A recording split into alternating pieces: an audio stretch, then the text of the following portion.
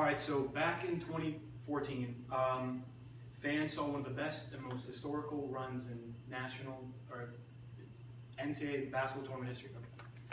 The number 7 seeded UConn Huskies went to the title game and they faced the number 1 seeded Kentucky Wildcats. They were led by this man, Shabazz Napier. He was the MVP of the entire tournament and MVP of the championship game itself.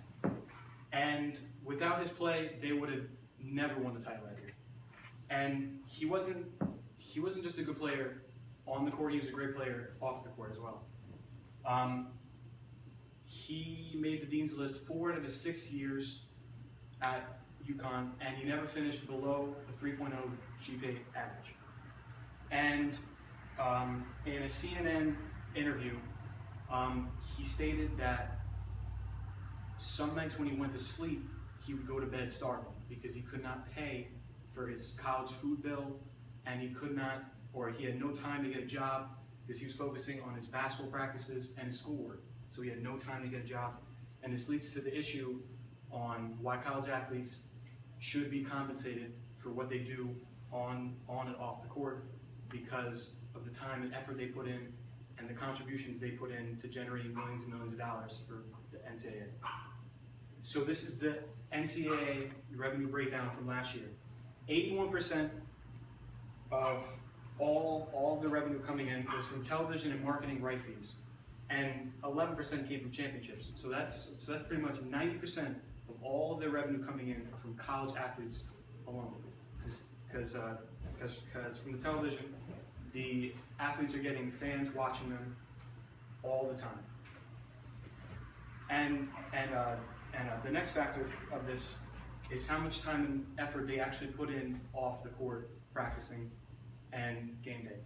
So officially, the NCAA has a rule that restricts student athletes to about 20 hours a week or 4 hours per day. But there is a loophole to this rule where it does not cover administrative meetings, it does not cover visits to the trainer, extra weightlifting and conditioning practices to get better, and it does not cover film study. So this survey is from 2013 from college athletes in or on the Division I level. From baseball, basketball, football, and other sports, it shows that they spend about 6 hours per day. That's almost 40 hours per week. That's almost a full-time job. Full-time job, and they're not getting compensated. So the NCAA's, this is the NCAA's revenue and expenses report from last year.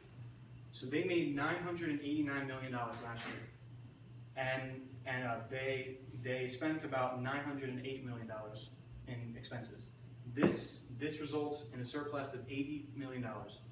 Half of that is used for medical insurances, and the other half is used for legal expenses. But that 40 mil is added on to the 158 mil that they already set aside for legal expenses. Those legal expenses are essentially used on this topic because they want to cover up paying college athletes. So that's 200 mil that they're trying to stop this. And so my solution to this is taking 120 mil of that 200 mil, putting it into a reward system, a reward program that would reward college athletes if they would make the Dean's List at their respective schools. So that would be 3.5 GPA or higher. So that would essentially keep the title of a student athlete because it's still trying to keep the student aspect of their lives. Now, the second part of the plan will be to cut Division I coaching salaries in half, because as you can see in the map, about 43 of the 50 states, the highest paid public employees is Division I football or basketball coaches. So, like Nick Saban from Alabama makes $7 mil per year. So, if you would cut that in half, Division I players would be ensured that they will be secured off the field.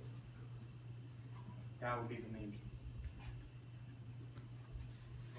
And then if this plan would go through, then the fans and players would benefit from this, because then devastating scandals to star players wouldn't happen like Terrell Pryor, AJ Green, and Johnny Manziel recently, because then it would keep the competition top notch almost every play, because now they were caught selling memorabilia and like their stuff for money to pay for family matters or for their college expenses off the field. But some people might think that they shouldn't be paid because it's like they believe that full rides, that all college athletes get full rides, when essentially they don't. Because total incoming freshmen is 130,000 coming in, but only 25% can get, or I mean like 25,000 can get full scholarships. So that's 20%, just 20% of all the incoming freshmen can get full scholarships. The full scholarships do cover the tuition, room and board, books, and meals, but the other 80% have to fend off for themselves, like Shabazz Napier and everybody else. So it's time to take action. It's time to write to the NCAA, or you can write an online sports petition, or you can join Kappa and help the Northwestern Student Union movement across the world to ensure that student athletes do get paid and be treated as employees because of the time and effort they put in and how much they contribute to the revenue that universities and NCAA makes.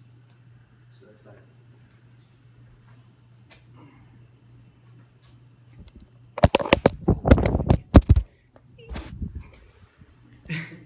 Thank you. 1, 2, 3, 4, 5, 6. Okay.